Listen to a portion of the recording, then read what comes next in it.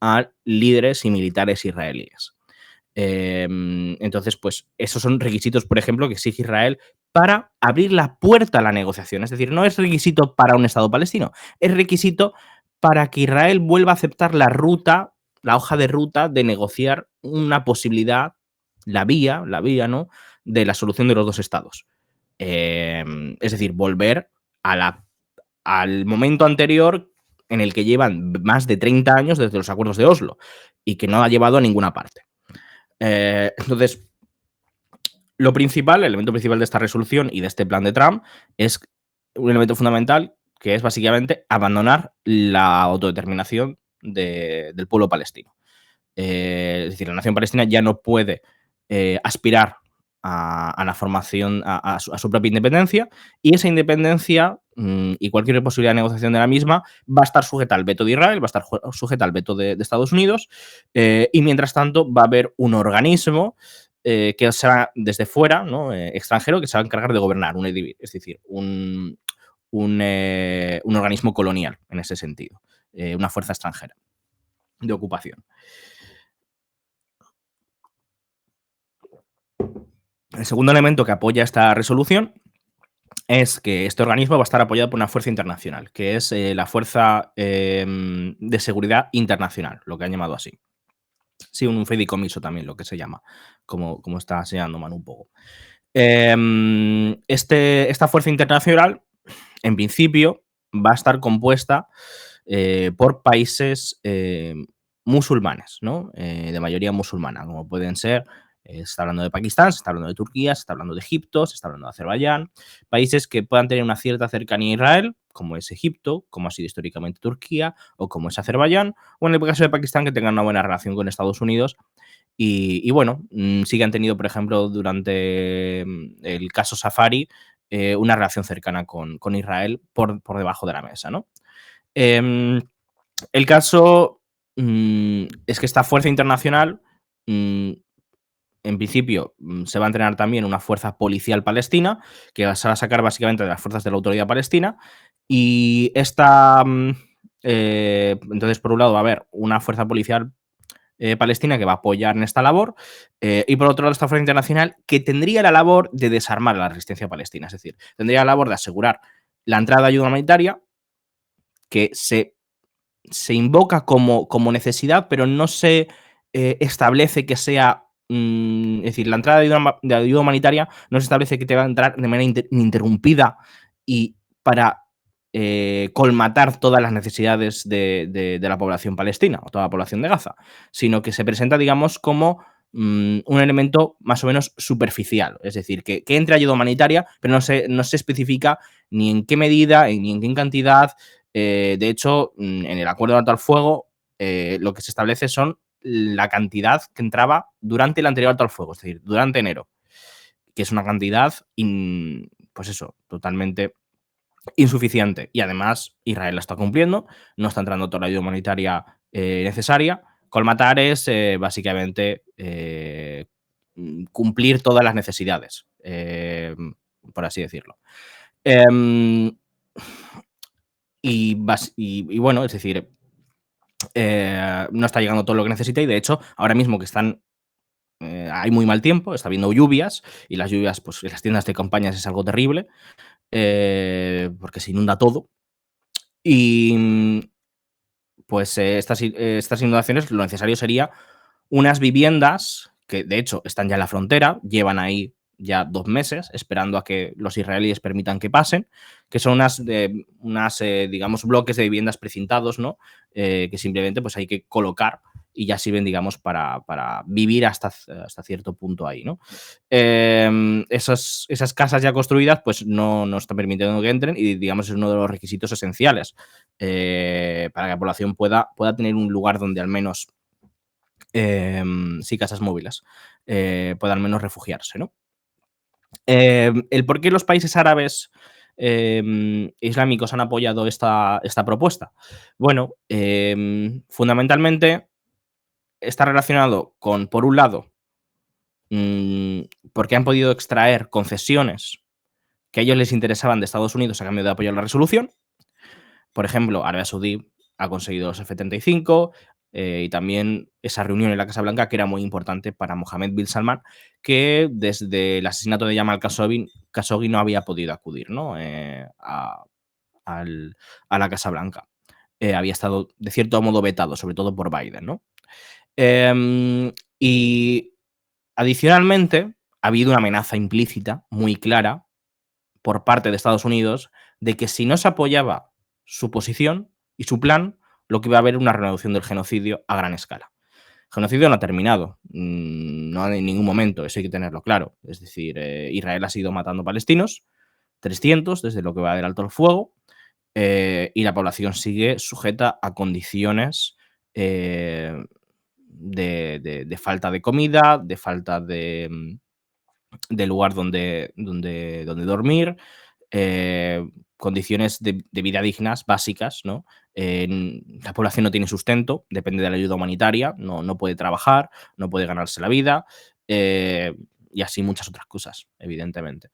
Y Israel, pues, de hecho, cada vez, digamos, hace ataques más grandes. Es decir, generalmente ataca diciendo que ha habido incursiones, ¿no? Pero ahora ya ha ido un paso más allá esta última semana y ha hecho ataques dentro de lo que es todo el territorio de la Franja de Gaza controlado por la resistencia palestina, matando a más de 30 palestinos.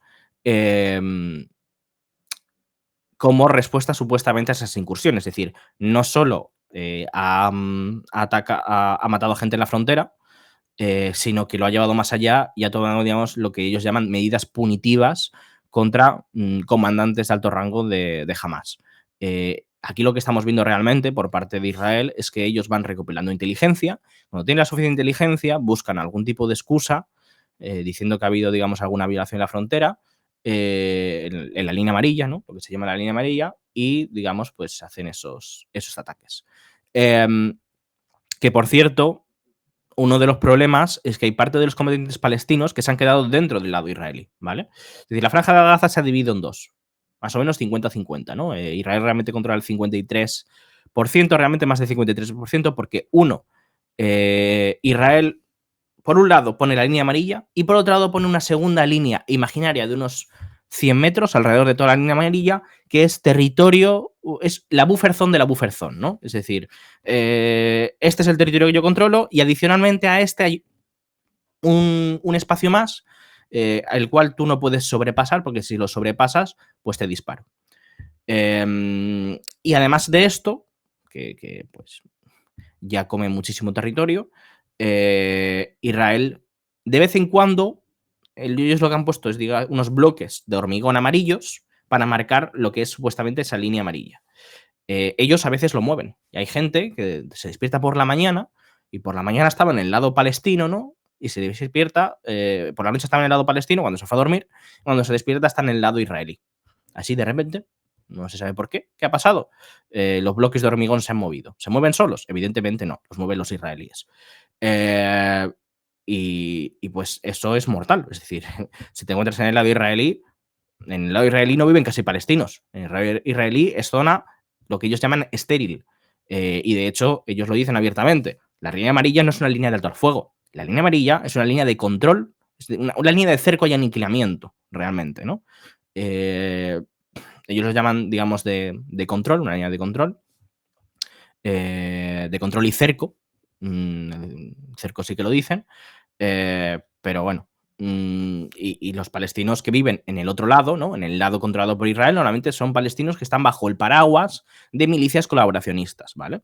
Especialmente lo que es en el sur, en la zona de Rafah. Allí sí que hay unos 300 palestinos, si no recuerdo mal. Y bueno, por ahí pues eso, están bajo el paraguas de la principal milicia pro-israelí, ¿no? O ya no solo pro-israelí, sino que también son gente que colabora con la autoridad palestina o que ha venido bajo el apoyo de la autoridad palestina, básicamente. Esa es la situación en la Franja de Gaza y claro, ante esta resolución que ha presentado Estados Unidos y que han apoyado todos estos países, porque no quieren no quieren molestar a Estados Unidos y además se excusan en que la autoridad palestina ha dado el apoyo a la resolución, ¿no? La autoridad palestina pues entiende que este es el único camino posible, que la resistencia no tiene sentido y que seguir luchando solo va a llevar a la muerte. Y lo que, bueno, pues ante esta resolución lo que han defendido todos los grupos de la resistencia palestina es que ha sido un rechazo, ¿no? Conjunto, un comunicado a esta resolución, porque ellos ya han dicho muy claramente que solo van a aceptar el desarme, básicamente, bajo la integración en un ejército palestino. Es decir, que ellos no van a entregar las armas al Estado israelí ni a la autoridad palestina. Ellos solo pretenden entregar las armas cuando haya una fuerza palestina conjunta que represente pues, esa intención, digamos, de completar la autodeterminación, ¿no? O al menos llevar la autodeterminación bajo las fronteras del 67. Porque realmente jamás, y buena parte de estas fuerzas ya se mueven dentro de esa lógica, es decir, han renunciado, al menos así lo han dicho muchas veces desde el 2005, que ellos están dispuestos a pactar bajo las fronteras del 67 lo que ellos llaman normalmente políticamente una tregua, ¿no? Es decir, que ellos pueden aceptar bajo lo que diga el pueblo palestino Oslo, pueden aceptar gobernar bajo la autoridad palestina, bajo esos acuerdos, y pueden aceptar un Estado palestino en las fronteras del 67, pero que políticamente para Hamás eso será una tregua, ¿vale? Una tregua en la cual pues aceptan la existencia del Estado de Israel como un hecho. De hecho, este ha sido un elemento que desde los acuerdos de Oslo ha servido de nuevo para encallar las negociaciones, porque ellos, digamos, reconocen el hecho de que existe el Estado de Israel, ¿no? Es lo que hizo la OLP en el año 88, 89, no recuerdo mal ahora, no recuerdo bien ahora mismo, y cuando, digamos, se abrieron a negociar, ¿no? Y eso llevó a los acuerdos de Oslo, la conferencia de Madrid, etc. Y como digo, eso es decir, lo que reconocen es la existencia de Israel. ¿Qué es lo que esgrime Israel y Estados Unidos desde entonces que tiene que hacer la autoridad palestina, la OLP, Hamas y todas las fuerzas, ¿no? Lo que tienen que hacer es reconocer al Estado de Israel como Estado judío, ¿vale? Ese ha sido, digamos, el elemento de disputa que ellos han querido introducir y muchas veces, ¿no? Cuando les gusta decir a la gente que defiende a Israel es Palestina no reconoce a Israel. ¿Cómo vamos a negociar? ¿Cómo vamos a aceptar negociar si no reconocen al Estado israelí? Y esto es mentira en el sentido, digamos, de que estas fuerzas reconocen al Estado israelí, lo que no quieren reconocer o lo que no están dispuestos a reconocer es la limpieza étnica. Lo que no están dispuestos a reconocer es ese elemento de, no, tienes que reconocer al Estado como Estado judío y democrático, ¿no? En línea, digamos, con la ley del Estado-Nación judío de 2018, que realmente no es hasta 2018 que eso se implementa, pero desde los años 2000 ya andan con la cantinela de que reconocer al Estado de Israel como Estado judío. Claro, eso significa reconocer de cierto modo o aceptar que, primero, no hay derecho al retorno y, segundo, que, pues, demográficamente el Estado de Israel tiene que ser un Estado de mayoría judía, ¿vale? Es decir, es como si dijéramos Estados Unidos es un Estado blanco, y tiene que ser un Estado blanco y democrático. Es decir, un Estado para la población blanca y que haya una mayoría demográfica, ¿no? En el caso de Israel siempre hablan del 80%, tiene que haber un 80% de judíos, pues eso, una mayoría demográfica de ese grupo. Claro, eso es pues un Estado de tipo étnico, ¿no? O racial, que exige pues dar derechos en base a la pertenencia, a lo que es uno, ¿no? A la pertenencia a un grupo. No es un Estado, digamos, democrático en el sentido cívico. ¿M? Así que bueno.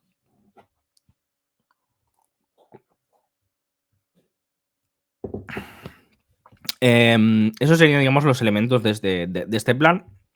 Que bueno, si vamos a cuestiones más concretas, pues esta Junta de Paz, por ejemplo, lo que llaman al organismo que va a gobernar la Franja de Gaza, hay que tener en cuenta que está personalmente bajo la resolución y bajo el plan, ¿no? Porque al final la resolución Lo que contiene son 2 páginas muy breves, donde básicamente, mm, dan carta de legitimidad a los elementos más importantes del plan de Trump, pero adicionalmente a la resolución, como anexo, va añadido el plan de Trump. Es decir, el plan de Trump forma parte jurídicamente de lo aceptado por parte de la resolución. Todo el plan de Trump.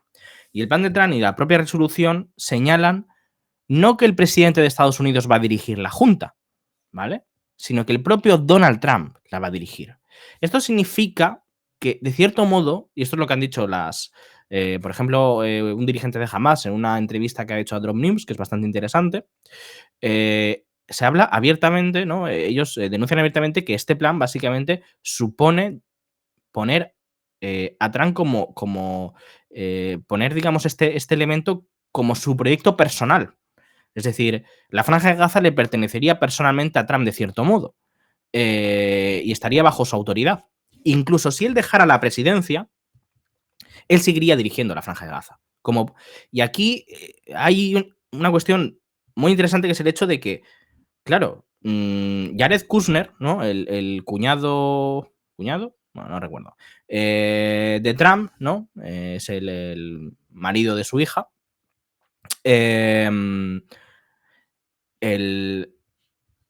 Básicamente, él ha hablado abiertamente y de manera reiterada sobre que la Franja de Gaza es un gran proyecto inmobiliario. Lo ha hablado con los saudíes, lo ha hablado con los israelíes y ha hecho movimientos muy claros.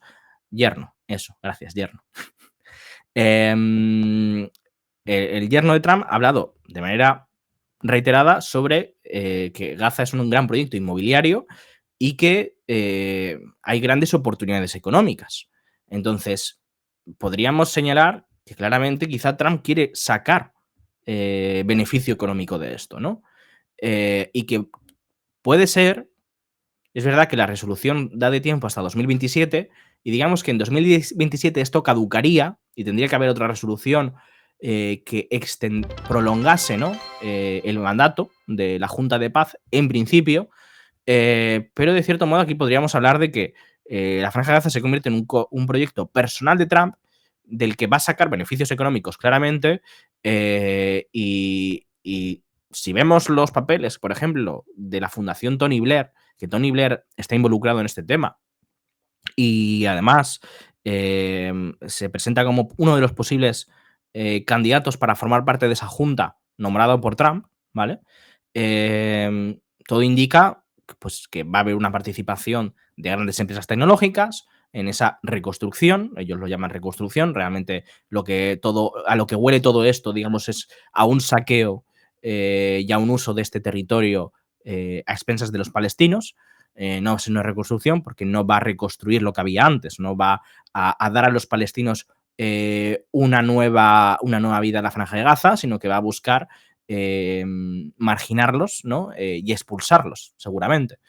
Y en ese sentido, esto se va a comenzar ¿dónde? En el territorio que controla Israel, es decir, en ese 53 o más del 53% que controla Israel dentro de la Franja de Gaza, que son los territorios, además, agrícolas, es decir, son los territorios donde se puede plantar algo, donde la población podría tener un sustento propio, mientras que pues, ahora mismo la mayor parte de la población está encerrada en una franja muy pequeñita, más pequeñita que la de antes, que precisamente es línea de costa y es zona en la cual pues, no hay autosuficiencia y los palestinos van a quedar totalmente a la merced de ese apoyo internacional que va a entrar o salir dependiendo de lo que decida Estados Unidos e Israel.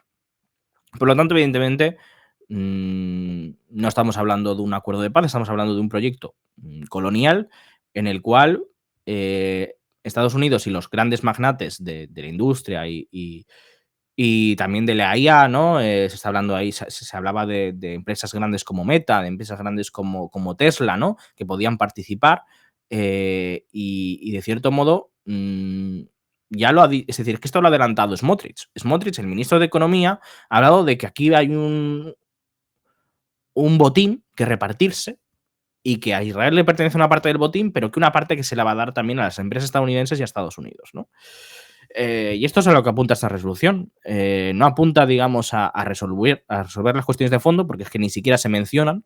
No se menciona la cuestión de la autodeterminación de Palestina.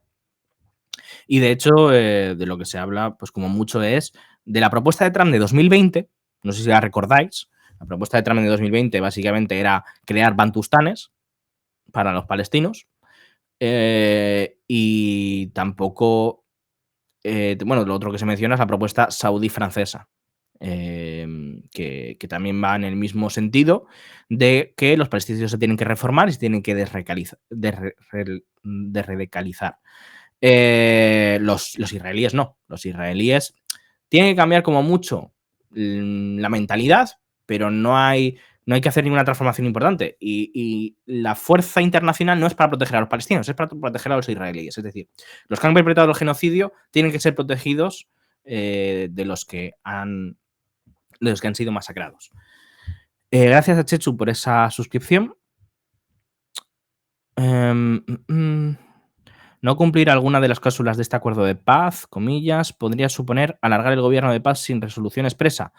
Sí, claramente. Es decir, la resolución, es decir, habla, por ejemplo, de desarmar a las fuerzas palestinas. A los israelíes no hay que desarmarlos, ¿vale? Em, los israelíes, de hecho, se retirarán cuando ellos lo consideren, ¿vale? En principio, según entre esa fuerza internacional, pero en base al desarme, al progreso en el desarme de las fuerzas palestinas, y estará sujeto, digamos, a las consideraciones que haga el propio Israel. Y, en todo caso, siempre mantendrán una franja, en lo que es los márgenes de la franja de Gaza. Siempre mantendrán un pequeño territorio como buffer zone, ¿no? Es decir, como zona de amortiguamiento, lo que ellos llaman, para hasta que haya una seguridad de que no existe un peligro terrorista. Es decir, primero, que los palestinos dejen de estar armados, o que directamente desaparezcan, porque claro, ¿cuándo consideras tú que ha desaparecido, supuestamente un peligro, terrorista, ¿no? Eso es algo, pues bueno, que además queda a discreción de cuando Israel lo considere. Entonces, yo creo que es importante que, tener en cuenta que no es una cuestión de cómo se va a implementar según lo acepte uno, lo acepte otro, qué cláusulas se lleven a cabo. Eh, es un proyecto a largo plazo, que es verdad que tiene, dentro de la legalidad del Consejo de Seguridad, o la legitimidad del Consejo de Seguridad, hasta 2027, hasta el 31 de enero de 2027, pero que Israel y Estados Unidos se han dicho muy claramente que se va a llevar a cabo, lo acepte el Consejo de Seguridad o no, y se va a llevar a cabo, lo acepte las fuerzas palestinas o no. Es decir, las fuerzas palestinas no son parte del acuerdo, no son una parte que tiene que dar consentimiento.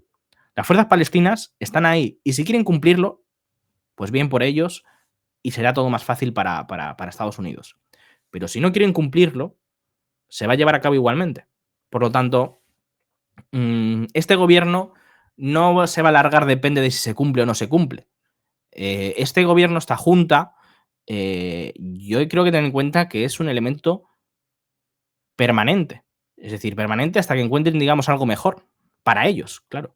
Es decir, van a mantener ese gobierno colonial, van a mantener, digamos, esa explotación económica del territorio, y van a hacer lo posible por generar las condiciones para conseguir el desplazamiento de los palestinos mediante presión económica, y militar. Pero lo que no se pueden permitir, y lo que al menos han reconocido, es que no pueden conseguir, digamos, el desplazamiento por la fuerza de toda la población de golpe. Es decir, no pueden expulsar a la población a Egipto o a Jordania. Eso es lo que se ha visto vetado, eso es lo que han arrancado los palestinos, digamos, con su resistencia. Pero todo apunta a que por otros medios se quiere conseguir, digamos, ese desplazamiento de la población, o al menos dejarla encerrada en un territorio cada vez más pequeño. Si Turquía y Pakistán, por poner un ejemplo, entran en Gaza, ¿no les desestabilizaría esto a nivel interno, creándose nuevas agrupaciones políticas o incluso guerrillas en toda la región? A ver, yo creo que estos estados, estos países, han dado su sí, pero, digamos, por quedar bien con Estados Unidos y por mover, digamos, el acuerdo hacia adelante, y situarlo en un nuevo estadio en el cual La cuestión va a ser la implementación. Y es ahí donde ellos tienen mayor libertad, mayor capacidad de decidir, porque si Estados Unidos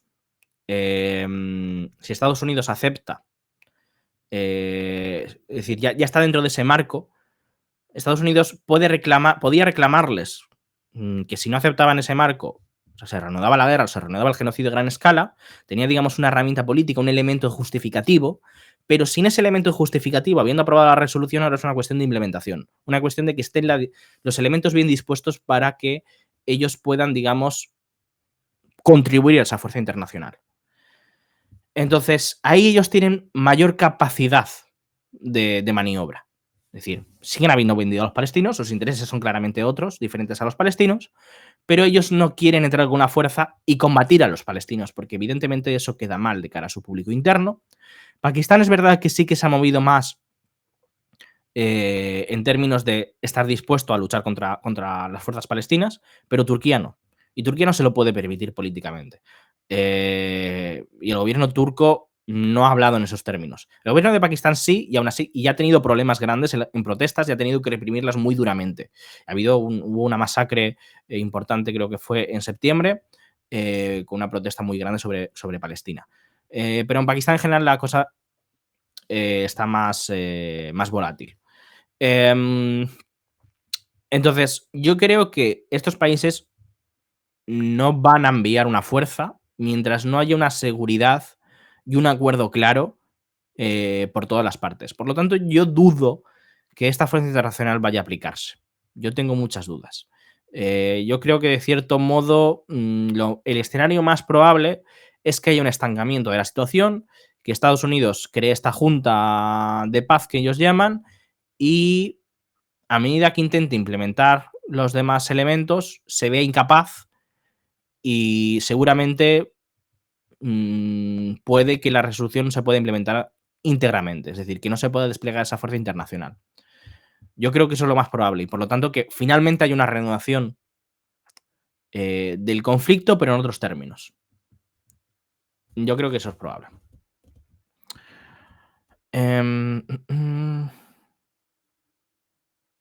Vale. Te estoy diciendo que ha habido aviones israelíes han entrado en el espacio aéreo iraquí y han hecho maniobras de ataque contra Irán ensayando. Sí, he podido ver también esa información, me ha llegado por Middle East Spectator, pero bueno, tampoco he podido confirmarla. No me extrañaría nada, evidentemente. O sea, de hecho, esta mañana ha anunciado que van a hacer ejercicios militares importantes por parte de Israel y claramente esto no se va a quedar así. Es decir, ahora mismo hay un alto al fuego general en Oriente Medio, una apariencia de alto al fuego. En realidad, pues Israel sigue disparando en la Franja de Gaza, sigue disparando en Líbano. De hecho, el Líbano se está intensificando mucho y no está claro qué es lo que va a explotar primero, ¿no? ¿Dónde Israel va a decidir atacar primero realmente, no? Se está hablando de Irán de nuevo. De hecho, la televisión israelí ha hablado de que Irán está recuperando sus capacidades, que básicamente está produciendo bastantes misiles balísticos y que podría tener los mismos stocks que tenía durante la última guerra, de la guerra de los 12 días, y por lo tanto podría, digamos, haber un intento de Israel de frenar eso. Pero claro, Irán no es la Franja de Gaza. No puedes implementar una estrategia de cortar el césped, ¿no? Mowing the lawn, como ellos lo llamaban. Esa estrategia no puede llevarla a cabo con Israel, digamos, interrumpiendo sus capacidades. Irán ahí en este sentido está siendo inteligente, ¿no? Es decir, no está avanzando en el tema nuclear, sino que se está centrando en sus capacidades convencionales de disuasión, que